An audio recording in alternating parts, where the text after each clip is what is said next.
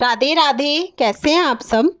आज हम इस वीडियो में जानेंगे कि लड्डू गोपाल कौन है। श्री कृष्ण के बाल स्वरूप का कैसे पड़ा ये नाम। श्री कृष्ण को लड्डू गोपाल के नाम से जाना जाता है। श्री कृष्ण के इस बाल स्वरूप की सेवा किसी बच्चे की तरह की जाती है। लड्डू गोपाल की प्रतिमा के एक हाथ में लड्डू और उनका ये बाल स्वरूप बहुत ही सुंदर और अद्भुत लगता है। श्री कृष्ण के इस मनमोहक स्वरूप के पीछे एक सच्ची कहानी है। तो आइए जानते हैं कि श्री कृष्ण का नाम लड्डू गोपाल कैसे पड़ा।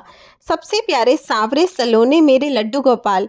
श्री कृष्ण का बाल रूप यानी लड्डू गोपाल की प्यारी सूरत देखते ही भक्तों के मुख से यही बात निकलती है। घर में लड्डू गोपाल को रखकर उनकी सेवा करने वाले लोगों को तो लड्डू गोपाल से एक विशेष प्रकार का लगाव होता है।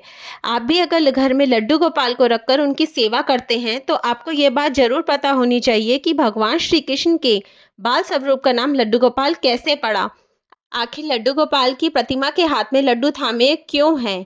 चलिए आगे जानते हैं। श्री कृष्ण के बाल स्वरूप लड्डू गोपाल से एक कहानी जुड़ी हुई है।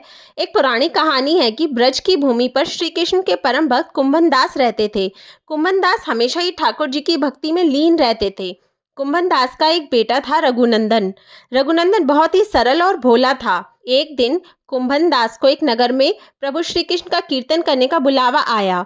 कुंभन दास पहले तो अपने श्री कृष्ण की भक्ति को छोड़कर नहीं जाना चाहते थे, लेकिन फिर लोगों के समझाने बुझाने पर कुंभन दास मान गए और कीर्तन करने के लिए चले गए। जाते जाते कुंभन दास ने अपने बेटे रघुनंदन को जिम्मेदारी सौंपी कि वह रोजाना श्री कृष्ण को भोग लगाने के बाद ही भोजन करे। कुंभन दास के चले जाने के बाद रघुनंदन ने खाने से भरी थाली श्री कृष्ण की मूर्ति के सामने रख दी। रघुनंदन इतना भोला था कि उसे लगा कि श्री कृष्ण स्वयं अपने हाथों से खाना खाएंगे, लेकिन थाली यूं ही भरी रखी रही। यह देखकर रघुनंदन रोने लगा और रो रो के श्री कृष्ण से खाना खाने की प्रार्थना करने लगा। यह देखकर श्री कृष्ण ने बाल रूप धारण किया और थाली का भोजन खत्म कर दिया। इसके बाद जब कुंभन दास घर वापस लौटा तो उन्होंने अपने बेटे से भोग लगाया हुआ प्रसाद मांगा, लेकिन रघुनंदन ने बड़े ही भोलेपन से कहा कि ठाकुर जी ने सारा भोजन खा लिया। यह सुनकर कुंभन दास को लगा कि शायद उसके बेटे रघुनंदन ने सारा भोजन खा लिया है और अब झूठ बोलकर बचना चाह रहा है। इसी तरह कुंभन दास जब भी कीर्तन करने जाते अपने बेटे को श्री कृष्ण को भोग लगाने के लिए कहते थे।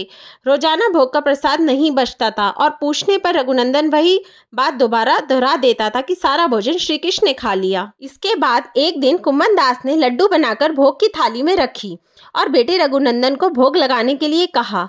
कुंभन दास छुपकर देखने लगे कि आखिर सच क्या है। उस दिन भी वही हुआ। रघुनंदन ने श्री कृष्ण को खाना खाने के लिए आमंत्रित किया। श्री कृष्ण ने बाल रूप बनाया और लड्डू खाने लगे। जब कुंभन दास ने स्वयं श्री कृष्ण को बाल रूप में देखा तो वे दर्शन के लिए दौड़े चले आए। उस समय कृष्ण के एक हाथ में लड्डू और दूसरे हाथ वाला लड्डू मुख में जाने को ही था कि वे एकदम जड़ हो गई। इस घटना के बाद से ही उनकी इसी रूप में पूजा की जाती है और श्री कृष्ण के इस बाल स्वरूप को लड्डू गोपाल कहा जाने लगा। राधे राधे।